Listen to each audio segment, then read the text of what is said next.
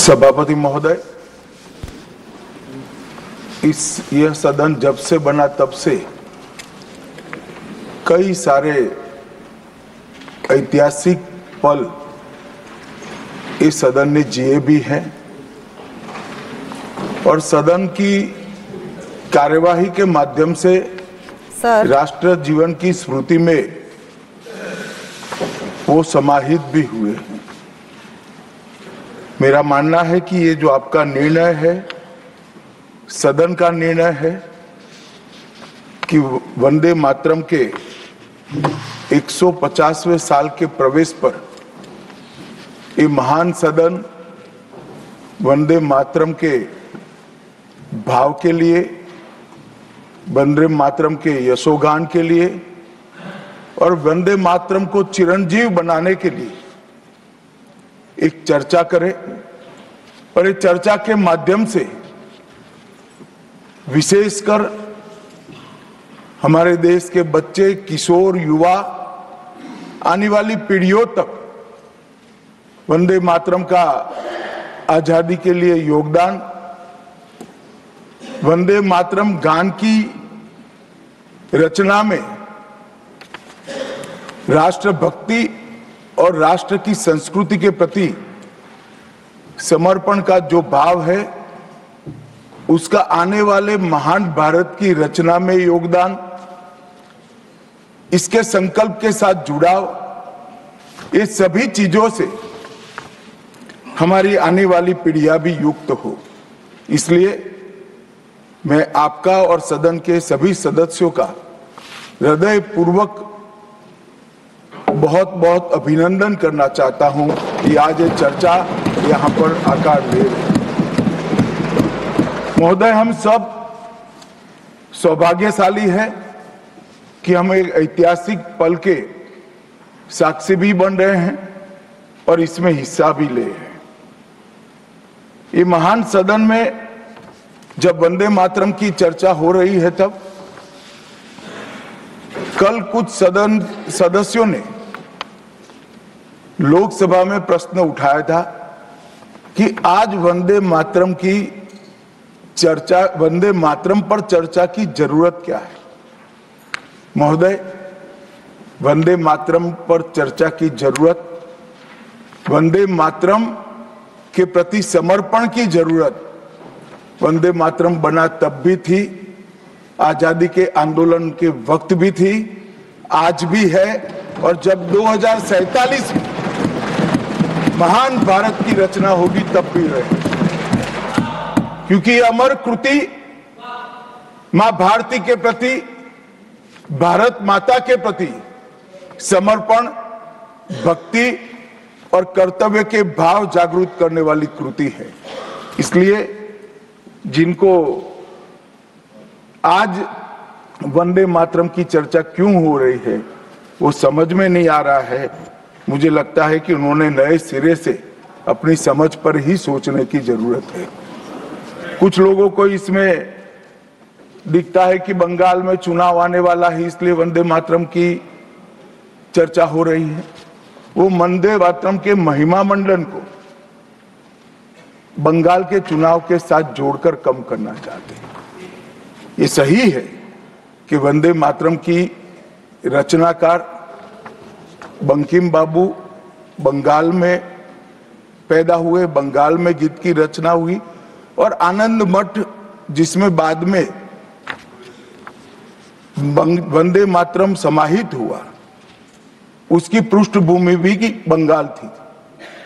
मगर जब वंदे मातरम का प्रकटीकरण हुआ, वंदे मातरम बंगाल तक सीमित नहीं रहा था, देश तक भी सीमित नहीं रहा था।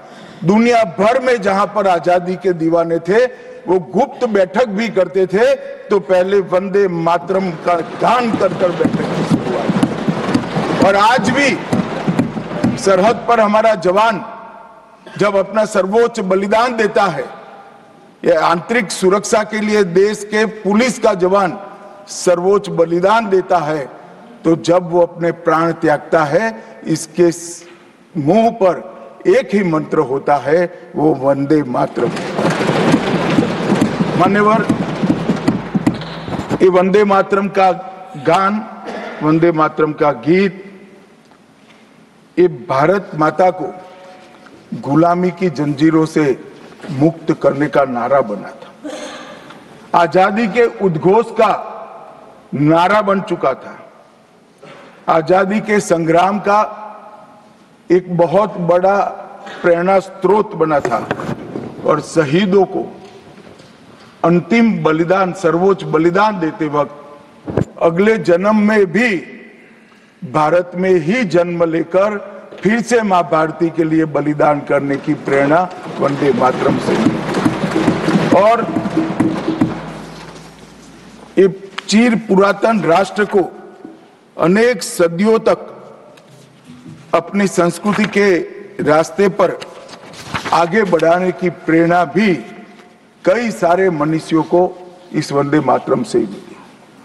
वंदे मातरम की दोनों सदनों में इस चर्चा से, वंदे मातरम के महिमा मंडन से, वंदे मातरम के गौरव गान से हमारे बच्चे, किशोर, युवा और आने वाली कई पीढ़ियां वंदे मातरम के महत्व को भी समझेगी और उसको राष्ट्र के पुनर्निर्माण का एक प्रकार से आधार भी बनाएगी। मान्यवर बंकिम चंद्र चट्टोपाध्याय जी ने 7 नवंबर 1875 को वंदे मातरम की रचना उनकी सार्वजनिक हुई। यह दिन कार्तिक शुक्ल नवमी का था। अक्षय नवमी या जगदात्री पूजा के रूप में यह दिन मनाया जाता है। और जब रचना की तब शुरू में कुछ लोगों को लगा कि एक उत्कृष्ट साहित्यिक कृति है, परंतु देखते देखते देखते वंदे मातरम का एक गीत देशभक्ति, त्याग और राष्ट्रीय चेतना का प्रतीक बन गया, जिसने हमारे आजादी के आंदोलन का रास्ता प्रशस्त किया। और कब वंदे मातरम की रचना हुई? वंदे मातरम की रचना की पृष्ठभूमि हम सब ने जरूर याद करनी चाहिए। उसकी पृष्ठभूमि में सदियों तक इस्लामिक आक्रमण को झेल कर इस देश की संस्कृति और इस देश का इतिहास झंझोड़ने का काम, शीर्ण वीर्ण करने का काम हुआ था।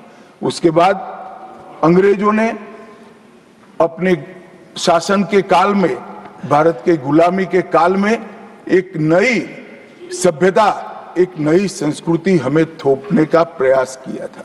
और उस वक्त ये वंदे मातरम का रचना बंकिम बाबू ने की और वो रचना के अंदर बहुत बारीकी से हमारी मूल सभ्यता थी, हमारा सांस्कृतिक राष्ट्रवाद था। देश को माता के रूप में कल्पना कर कर देश की माता के रूप में जो कल्पना की, इसकी आराधना करने की हमारी परंपरा थी, उसको उन्होंने पुनः प्रस्तापित किया था। और इसीलिए ये गीत देखते देखते कोई प्रचार के बगैर, उस वक्त ना सोशल मीडिया था, ना प्रचार के कोई साधन थे, उल्टा जो सरकार थी वो तो उसको रोकना चाहती थी, प्रतिबंध लगाती थी। वंदे मातरम बोलने वालों पर कोड़े बरसाए जाते थे, जेल में डाल दिए जाते थे। फिर भी वो सारे प्रतिबंधों को पार कर कर हर एक व्यक्ति के मन को भी छुआ, आत्मा को भी छुआ और अनेक प्रताड़नाएं झेलते हुए भी वंदे मातरम कश्मीर से कन्याकुमारी तक फैल गया।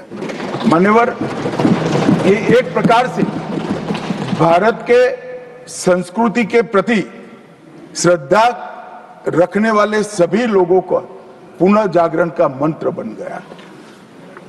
गुलामी के कालखंड में कई मंदिर, विश्वविद्यालय, कला केंद्र, हमारी कृषि व्यवस्था है, हमारी शिक्षा व्यवस्था, कई सारी लाइब्रेरी अस्त व्यस्त हो गई, तोड़ दी गई, शीर्ण वीर्ण कर दी गई, मगर हमारी संस्कृति, उसके भाव को हमारे जनमानस से कोई नहीं मिला। मगर एक जरूरत थी वो भाव को जागरूक करने की और वो भाव को पुनः संगठित करने की। उसी वक्त बंकिम बाबू ने वंदे मातरम की रचना की और देखते देखते वंदे मातरम का नारा अक्रॉस द कंट्री पूरे देश में ट्रैवल कर गया मान्यवर, और अंडमान निकोबार की जेलों तक पहुंच गया। उसको ना अंग्रेज रोक सके, ना अंग्रेजों की सभ्यता को स्वीकारने वाले लोग रोक सके। मान्यवर, वंदे मातरम ने एक ऐसे राष्ट्र को जागरूक किया जो अपनी दिव्य शक्ति को भुला चुका था। राष्ट्र की आत्मा को जागरूक करने का काम वंदे मातरम ने किया। ये इसीलिए महर्षि अरविंद ने कहा, वंदे मातरम भारत के पुनर्जन्म का मंत्र है। श्री अरविंद का ये वाक्य, इसका गर्भित अर्थ वो वंदे मातरम की महत्ता को बताता है। मान्यवर, अरविंद घोष ने यह भी कहा कि देश को एक ऐसे मंत्र की आवश्यकता थी और ईश्वर ने उसे साकार करने के लिए ही बंकिम बाबू को इस भूमि पर भेजा था। श्री अरविंद का वंदे मातरम के लिए भाव बच्चे बच्चे के लिए एक प्रेरणा स्रोत बन गया और हमारे आजादी का नारा बन गया। मान्यवर, हमारे देश को जो लोग समझते हैं, लोग जो जानते हैं, वो सभी लोगों को मालूम है कि हमारा देश पूरी दुनिया में एक प्रकार से अनूठा देश है। दुनिया के कई देशों की रचना अधिनियमों से हुई है। कहीं युद्धों के कारण हुई, कहीं युद्ध के बाद संधि के कारण हुई। भारत एकमात्र ऐसा देश है जिसकी सीमाएं कोई अधिनियम से तय नहीं की है। हमारे देश की सीमाएं हमारी संस्कृति ने तय की है और संस्कृति ने इस भारत को जोड़ कर रखा। और इसीलिए सांस्कृतिक राष्ट्रवाद का जो कंसेप्ट था, उस सांस्कृतिक राष्ट्रवाद के कंसेप्ट को, सांस्कृतिक राष्ट्रवाद के विचार को सबसे पहले आजाद गुलामी के कालखंड में जागरूक करने का काम बंकिम चंद्र चट्टोपाध्याय जी ने किया।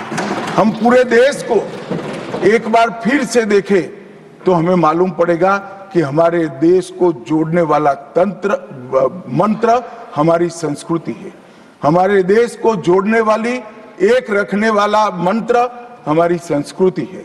और इसी के कारण वंदे मातरम का जो उद्घोष हुआ, उसने सांस्कृतिक राष्ट्रवाद के सिद्धांत को पहली बार एस्टैब्लिश करने का काम किया। जब अंग्रेजों ने वंदे मातरम पर कई सारे प्रतिबंध लगाए, तब बंकिम बाबू ने एक पत्र में लिखा था, मुझे कोई आपत्ति नहीं है, मेरे सभी साहित्य को गंगा जी में बहा दिया जाए। यह मंत्र वंदे मातरम अनंत काल तक जीवित रहेगा। यह एक महान गान होगा और लोगों के हृदय को जीत लेगा और भारत के पुनर्निर्माण का यह मंत्र बनेगा। आज हम देख रहे हैं कि बंकिम बाबू के वो शब्द सच हुए हैं। भले देर से ही सही, ये पूरा राष्ट्र आज सांस्कृतिक राष्ट्रवाद की परिकल्पना को स्वीकार कर आगे बढ़ रहा है। पर मान्यवर, हम सब जो भारत माता की संतानें हैं, वो मानते हैं कि ये देश कोई जमीन का टुकड़ा नहीं है। वो उसको हम माँ के रूप में देखते हैं और उसका भक्ति गान भी करते हैं, और वो भक्ति गान की अभिव्यक्ति ही वंदे मातरम है। मान्यवर, आज मैं सदन में जब ये चर्चा हो रही है तब बताना चाहता हूं, वंदे मातरम की रचना में हमारे जीवन में देश की, भारत माता की कल्पना का जो योगदान है, उसको बहुत अच्छे तरीके से भावना के साथ वर्णन किया है। जल, फल और समृद्धि तीनों की दायिनी भारत माता को बताया गया। शोभित पुष्पों से मन को प्रफुल्लित करने वाली भी भारत माता को बताया गया।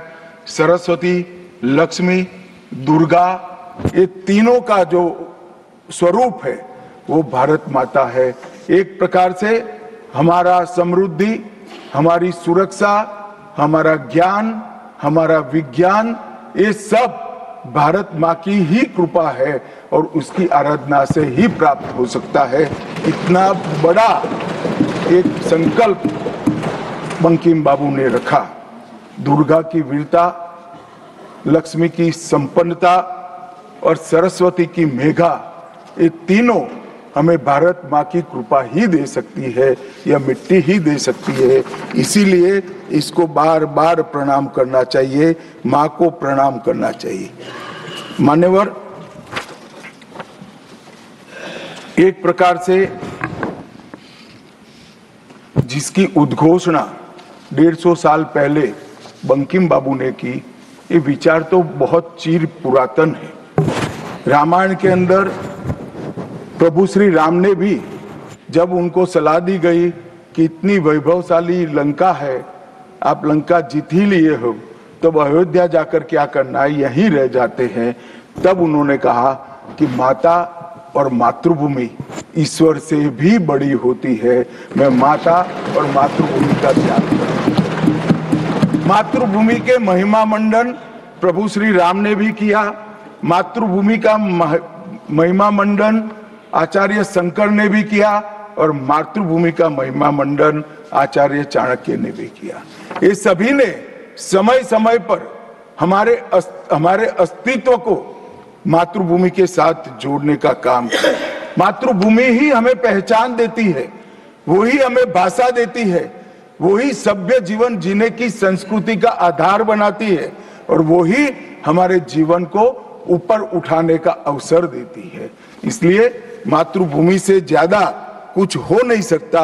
ये भाव जो चिर पुरातन भाव था, उसको बंकिम बाबू ने पुनर्जीवित किया और वो घनघोर रात्रि जैसे गुलामी के कालखंड के अंदर जैसे एक बिजली प्रकाश फैला देती है, उसी प्रकार से वंदे मातरम के गान ने घनघोर अंधेरे के अंदर, जन जन के अंदर गुलामी की मानसिकता छोड़कर आजादी की प्राप्ति, स्वराज की प्राप्ति का एक जोश जगाने का काम किया। मान्यवर, महर्षि अरविंद ने वंदे मातरम को गीत नहीं, हमारी आध्यात्मिक शक्ति का प्रतीक माना। उन्होंने बहुत सुंदर तरीके से वर्णन किया है कि स्थूल, सूक्ष्म और कारण तीनों प्रकार से वंदे मातरम भारत की शक्ति को जगाता है। स्थूल शरीर, वंदे मातरम का उच्चारण हमारी शरीर में शक्ति और उत्साह भरता है। राष्ट्रभक्ति की क्रिया प्रक्रिया शक्ति को जगाती है। सूक्ष्म शरीर हमारे भावनाएं, हमारे विचारों को वो शुद्ध करता है और हमारी चेतना को वो जागरूक करता है। और कारण आध्यात्मिक शरीर में भी उन्होंने कहा कि बंकिम बाबू एक ऋषि चेतना से प्राप्त मेघा से ही वंदे मातरम की रचना किए हैं।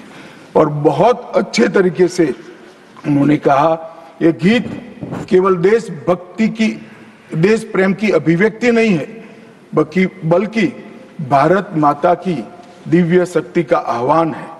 भारत की मूल चेतना, सनातन शक्ति, उसको पुनर्जीवित करने का ये वंदे मातरम मंत्र है।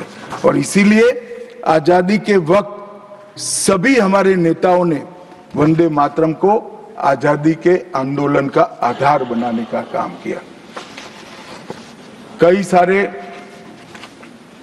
हमारे आजादी के संग्राम के सेनानी जिनको अंग्रेजों ने फांसी पर चढ़ाया, इस सब में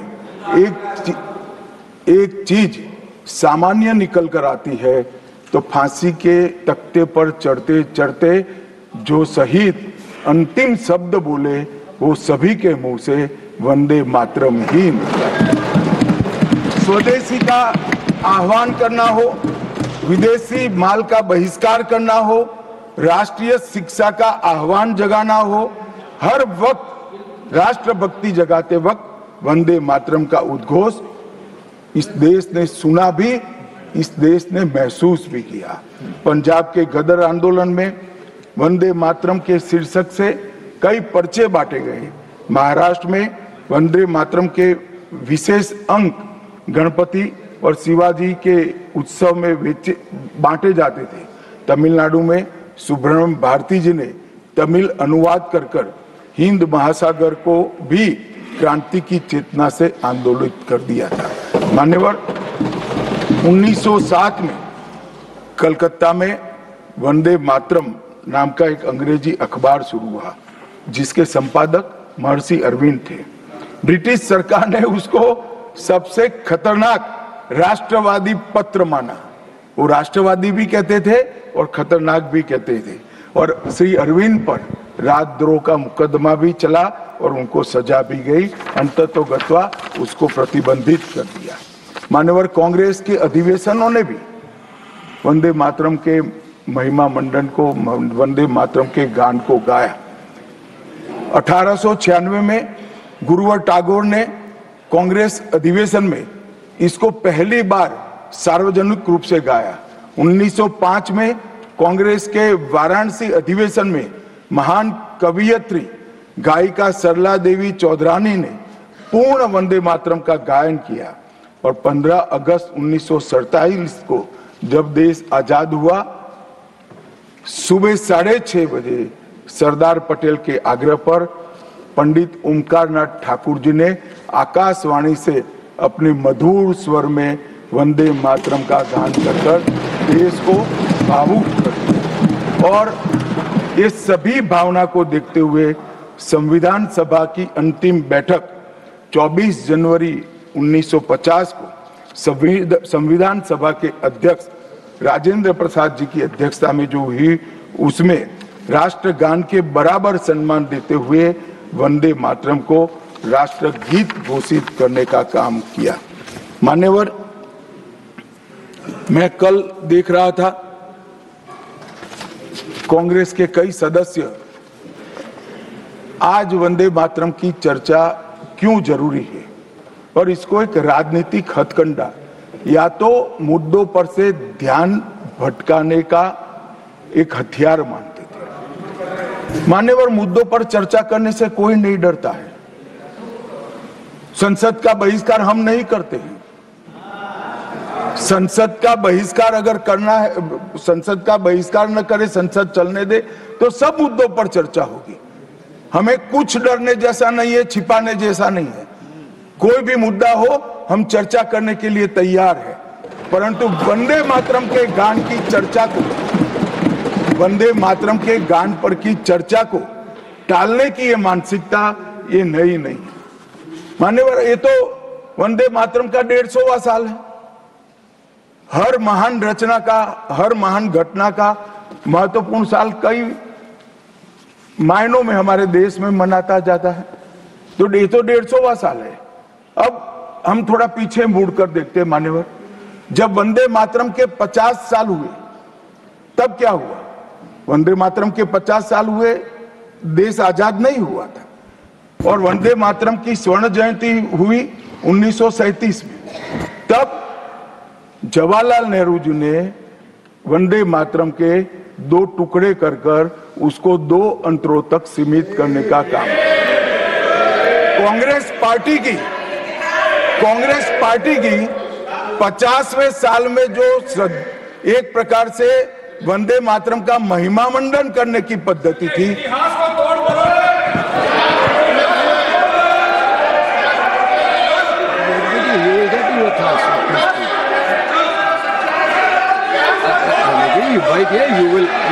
you will get your chance to speak, na? Unless he yields, unless he yields, how I can? Unless he yields, how I can? मान्यवर, 1 मिनट में उनको बहुत समय दिया गया, अपने समय पर बोले ना, मुझे कोई आपत्ति नहीं। आपका समय, खड़गे साहब आपका समय आएगा। Garge ji, सभापति महोदय, going to get your time. Please wait. Garge ji, you are going to get your time. Please wait. Let him speak.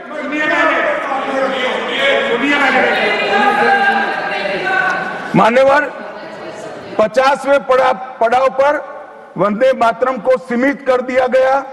वहीं से तुष्टीकरण की शुरुआत हुई और वो तुष्टीकरण जाकर देश के विभाजन में पलटा। मान्यवर, मेरे जैसे कई लोगों का मानना है, कांग्रेस पार्टी को पसंद आए ना आए, अगर वंदे मातरम के तुष्टीकरण की नीति के तहत 2 टुकड़े न करते तो देश का बंटवारा नहीं होता और देश पूरा होता। मान्यवर, 50 साल के बाद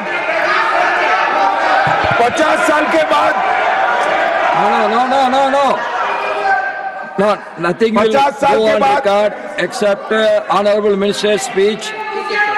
Please.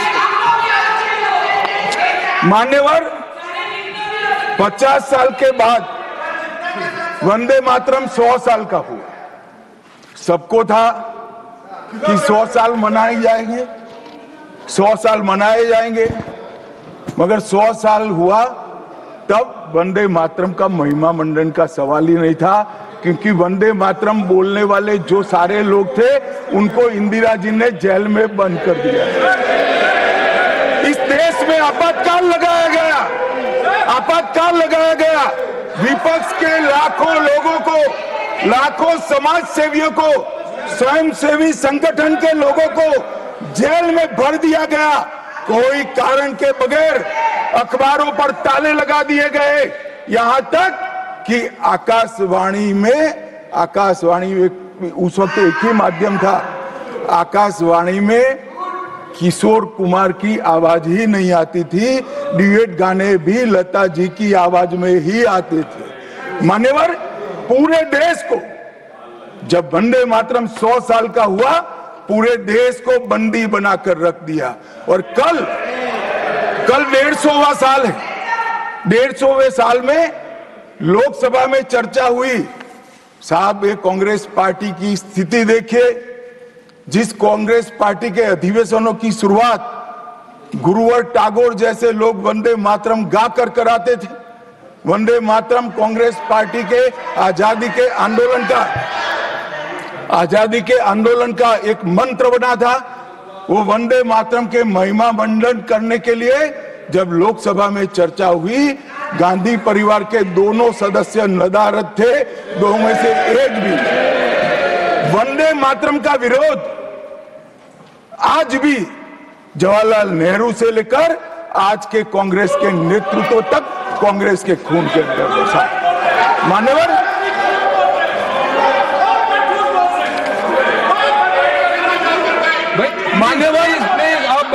प्लीज आप बैठिए। मान्यवर, मैं तथ्यों के आधार पर कहता हूं, कांग्रेस पार्टी की एक नेत्री ने बैठ जाओ रामदास।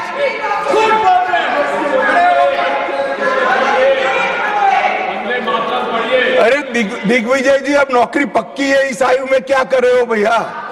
अब नहीं जाएगी नौकरी। मान्यवर, मैं जो कह रहा हूं वो रिकॉर्ड का हिस्सा सदन का। मान्यवर, दूसरे सदन की चर्चा में कांग्रेस पार्टी की एक प्रमुख नेत्री ने कहा है कि वंदे मातरम की आज चर्चा की कोई जरूरत नहीं है। मुझे मालूम नहीं पड़ता कि वंदे मातरम से कभी नहीं कहा है सर, हमने पहले दिन से कहा है चर्चा होनी चाहिए। नो रमेश क्या कहा? जयराम रमेश जी, प्लीज बैठिए, प्लीज आप बैठिए जी। साहब, माननीय सदस्य जयराम जी का प्रॉब्लम है कि वो सिर्फ विपक्ष की ही बात सुनते हैं, अपने नेताओं की बात को सुनते नहीं है। मैंने ऐसा नहीं कहा, आपने कहा है। मैंने ऐसा कहा कि लोकसभा में चर्चा में कांग्रेस पार्टी की एक प्रमुख नेत्री ने कहा है कि अभी इस समय वंदे मातरम की चर्चा की कोई जरूरत नहीं। ये रिकॉर्ड पर है, रिकॉर्ड पर पूरी बात बोलिए ना।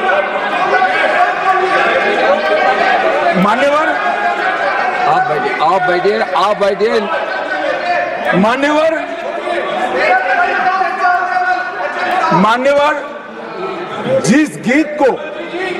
जिस गान को महात्मा गांधी ने राष्ट्र की शुद्धतम आत्मा से जुड़ा हुआ गीत कहा। बिपिन चंद्र पाल ने एक राष्ट्र धर्म है जिसमें राष्ट्रभक्ति और कर्तव्य दोनों समाहित है, जिसकी अभिव्यक्ति वंदे मातरम करता है। वो वंदे मातरम का टुकड़ा करने का काम भी कांग्रेस पार्टी ने किया था।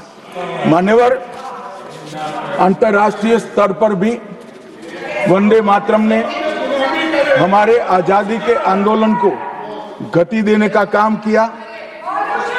श्यामजी कृष्ण वर्मा, मैडम भिखाजी कामा और वीर सावरकर ने जो भारत का त्रिवर्ण ध्वज निर्मित किया था, उस पर स्वर्णिम अक्षर में एक ही नाम था, वंदे मातरम। मान्यवर, बर्लिन के ओलंपिक्स में भी 1936 में गुलामी के कालखंड में भी जब हमारे हॉकी की हमारी टीम को उत्साह की जरूरत थी, प्रेरणा की जरूरत थी, कोच ने लाइन में खड़े कर भावपूर्ण तरीके से वंदे मातरम का गान किया और हम गोल्ड मेडल जीतकर आ गए।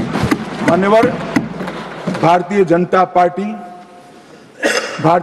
पार्टी की रचना हुई तब से हमारी तो पार्टी की रचना ही सांस्कृतिक राष्ट्रवाद और ये देश अपने मूल संस्कृति के आधार पर, मूल विचारों के आधार पर चलना चाहिए, पाश्चात्य संस्कृति के आधार पर नहीं चलना चाहिए। इसीलिए हमारी पार्टी की स्थापना थी।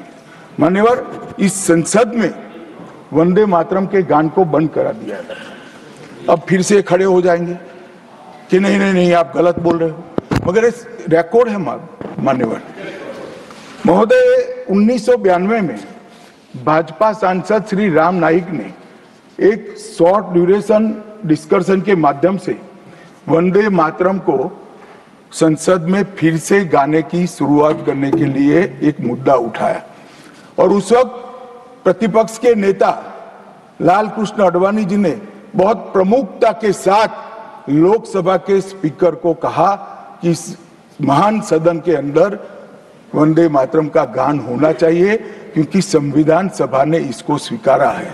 और फिर लोकसभा ने सर्वानुमत से 1992 में वंदे मातरम के गान की शुरुआत की। मान्यवर, हम जब वंदे मातरम की गान की शुरुआत कर रहे थे, उस वक्त भी मैं नाम देना नहीं चाहता, वरना औचित्य के सवाल उठाएंगे, कुछ टेक्निकल मुद्दे उठाएंगे, मगर इंडी अलायंस के ढेर सारे लोगों ने, मेरे पास नाम की सूची है, इनको आपत्ति नहीं हो तो मैं पढ़ सकता हूं, ढेर सारे लोगों ने कहा था कि हम वंदे मातरम नहीं गाएंगे, ना बोल दिया। और मैंने मेरी आंख से देखा है कई सारे सदस्य वंदे मातरम होता है तो वंदे मातरम के गान के पहले संसद में बैठे होते हैं तो भी खड़े होकर बाहर चले जाते हैं। मैं आपको विश्वास से कह सकता हूं मान्यवर, ये कह रहे हैं कि कांग्रेस पार्टी पर झूठे आरोप लगाए।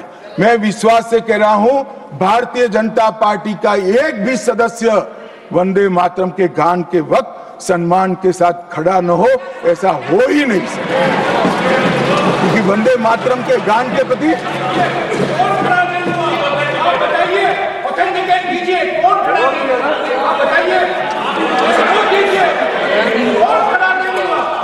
आप बैठिए, आप बोथ बैठिए प्लीज, आप बोथ बैठिए प्लीज, बैठिए प्लीज।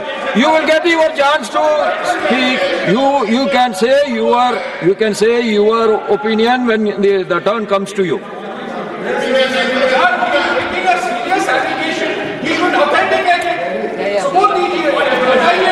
मान्यवर, अरे सुनो तो, बोल क्या करते हो भैया, मुझे सुनो तो। मान्यवर, सम्मानीय सदस्य जी ने कहा है कि कौन कौन कांग्रेस पार्टी के लोगों ने वंदे मातरम नहीं गाने के लिए स्टेटमेंट दिया है और संसद के वक्त बाहर चले गए हैं। मैं इसकी सूची आज शाम होने के पहले सदन के पटल पर रख दूंगा। मेरा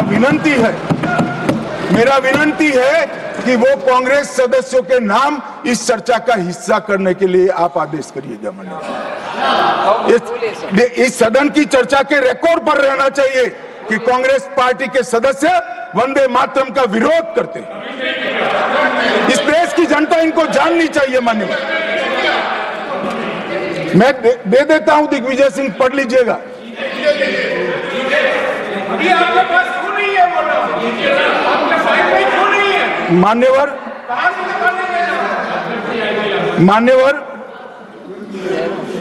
वंदे बंकिम चंद्र चटर्जी की, चट्टोपाध्याय जी की 130वीं जयंती पर हमारी सरकार ने, डाक विभाग ने एक स्टैंप जारी किया। स्वतंत्रता की 75 की वर्षगांठ के उपलक्ष्य में हर घर तिरंगा का अभियान भी हमने करा और उस वक्त हमने, हमारे प्रधानमंत्री जी ने जनता का आह्वान किया था कि तिरंगा फहराते वक्त वंदे मातरम बोलना नहीं भूलना चाहिए। और मान्यवर, ये वंदे मातरम की 150वीं वर्षगांठ, उसको भी भारत सरकार बहुत अच्छे तरीके से हमने मनाने का तय किया है। 1 अक्टूबर 2025 को केंद्रीय मंत्रिमंडल ने पूरा वर्ष वंदे मातरम के यशोगान में मनाया जाएगा, इसका प्रस्ताव पारित किया। 24 अक्टूबर 25 को राष्ट्रीय और अंतर्राष्ट्रीय स्तर पर समन्वयित कार्यक्रमों की रूपरेखा तय की गई। माननीय प्रधानमंत्री जी ने भारत माता को पुष्पांजलि देकर 7 नवंबर 25 को नई दिल्ली में ये वर्ष का शुभारंभ किया। उसका चरण 1 नवंबर में हो चुका है, चरण 2 जनवरी 26 में होगा, चरण 3 अगस्त 26 में होगा और चरण 4 नवंबर 26 में होगा। स्मारक डाक टिकट का वो भी हम जारी कर चुके हैं, सिक्का भी जारी कर चुके हैं। वंदे मातरम नाद एकम रूप अनेकम ऐसे शीर्षक से 75 वादकों द्वारा विशेष सांस्कृतिक प्रस्तुतिकरण की रचना भी हो चुकी है और सुबह 10 बजे उस दिन 7 नवंबर को देश भर में सामूहिक वंदे मातरम का गान भी भारत सरकार के आह्वान पर देश की जनता ने किया। मान्यवर, वंदे मातरम के 150 वर्ष, इसकी डॉक्यूमेंट्री और प्रदर्शनी बनाई गई है हर जिला सेंटर पर और हो सके तो तहसील सेंटर पर उसको दिखाया जाएगा। डिजिटल मोड पर करोड़ों लोगों को वो प्रदर्शनी भी भेजी जाएगी। ऑल इंडिया रेडियो, दूरदर्शन और FM चैनलों पर विशेष कार्यक्रमों को प्रसारित करने का हमने आयोजन किया है। प्रेस सूचना ब्यूरो द्वारा टायर T2 और टायर 3 शहरों में चर्चा सभाएं का आयोजन होने वाला है। सभी भारतीय दूतावासों में वंदे मातरम आधारित सांस्कृतिक संध्याएं आयोजित होने वाली है। Vande Mataram salute to mother earth के तहत वृक्षारोपण अभियान चालू है। हाईवे पर देशभक्ति आधारित वंदे मातरम के इतिहास को दर्शाते हुए भित्ति चित्र भी हम रखने वाले हैं। रेलवे स्टेशन और हवाई अड्डों पर LED डिस्प्ले के माध्यम से सार्वजनिक घोषणा भी होगी और वंदे मातरम और बंकिम चंद्र चट्टोपाध्याय जी पर 25 लघु फिल्में 1-1 मिनट की बनाने का भी हमने शुरुआत कर लिया है। मान्यवर, देश के प्रधानमंत्री जी ने लाल किले से अमृत काल के लिए पंच प्रण की घोषणा की थी। इसमें एक, जब देश आजादी की शताब्दी मनाता हो उस वक्त विकसित भारत का लक्ष्य हमने तय करना है। गुलामी की हर मानसिकता से मुक्ति प्राप्त करनी है। अपनी विरासत पर गर्व लेना है। देश की एकता और एकजुटता और अखंडितता को हमें संभाल कर रखना है और नागरिकों में कर्तव्य की भावना को हमें आगे बढ़ाना है। मान्यवर, जब देश के आजादी के 75 साल हुए, कोरोना काल होने के बावजूद 2 साल तक पूरे देश के हर गांव-गांव में आजादी के अमृत महोत्सव को मनाया गया। अमृत महोत्सव के माध्यम से इस देश की युवा पीढ़ी को हमारी 1857 से 1947 तक की पूरी आजादी के संघर्ष को हमारे युवाओं को परिचित कराया। कई नामी कई अनामी जिनके नाम भी इतिहास में दर्ज नहीं हुए, ऐसे स्वतंत्रता संग्राम के नायकों को ढूंढकर उनके स्मारक बनाए गए। देश भर में कई कार्यक्रम हुए और देशभक्ति का एक नया ज्वार खड़ा करने का प्रयास आजादी के बाद पहली बार 75 साल जब मनाए गए तब हुआ। और वहां से अटके नहीं, माननीय प्रधानमंत्री जी ने अमृत काल का विचार रखा। आजाद हुए तब से 75 साल जितनी भी सरकारें आई, अच्छा काम किया, सबने देश को बहुत आगे बढ़ाया है। हमने हमारे लोकतंत्र को पाताल से भी गहरा पहुंचाया है। हमारे लोकतंत्र की जड़ें आज मजबूत हो चुकी है मान्यवर। मगर 75 से 100 साल का एक कालखंड अमृत काल के रूप में इसका नामकरण प्रधानमंत्री नरेंद्र मोदी जी ने करा और देश के युवाओं के सामने एक संकल्प रखा मान्यवर कि आजादी का अमृत महोत्सव से आजादी की शताब्दी तक ये जो पूरा कालखंड है वो देश को महान बनाने का कालखंड के रूप में हम उसको चैलेंज के रूप में लेंगे, एक चुनौती के रूप में लेंगे। और जब आजादी की शताब्दी मनाई जाएगी, ये देश पूरे विश्व में हर क्षेत्र में नंबर 1 पर होगा। ऐसे देश और मान्यवर संकल्प आज प्रधानमंत्री जी का अकेले का नहीं है, कोई एक पॉलिटिकल पार्टी का नहीं है। कुछ लोग भले उसको राजनीतिक नारा समझते हो, मगर ये संकल्प 140 करोड़ भारतीयों का संकल्प है और ये पूरा होकर है। और इसीलिए ये दैव योगी ही है कि जब अमृत काल हम मना रहे हैं तभी वंदे मातरम के 150वां साल आज आया है। और फिर से एक बार इसके माध्यम से हम राष्ट्रभक्ति को जगाने का काम करेंगे। मान्यवर, मैंने पहले भी कहा कि वंदे मातरम काल बाह्य कभी नहीं होगा। उसकी रचना हुई तब भी उसकी इतनी ही जरूरत थी जितनी आज है।